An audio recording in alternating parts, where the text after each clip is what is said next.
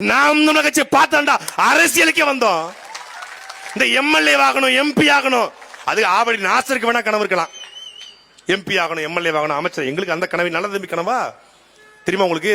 சின்ன பையன் ஆளுதான், உயரம் கம்மி. ஆனால் 2010 இருந்து சொந்த பணத்தை போட்டு இந்த ஆவடி சட்டமன்ற தொகுதியை கட்டமைத்தவர் தம்பி, நல்ல தம்பி. ஒரு பெரிய கடை வச்சிருந்தான் திருச்சி. இந்த மாநாடுல இந்த மாநாடு நாங்க வேலையை பார்த்துட்டோம்.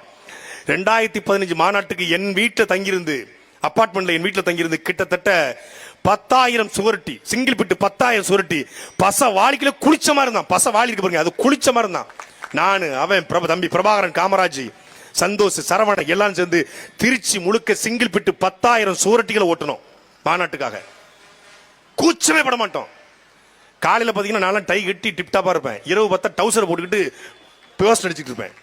அப்படித்தான் வளர்த்தோம் கட்சியை. அப்படி தன் சொந்த பணத்தை, வேர்வைய, ரத்தத்தை சிந்தி உழைக்கக்கூடிய ஏதாவது ஒரு அரசியல்வாதியை காட்டு தமிழ்நாட்டில்.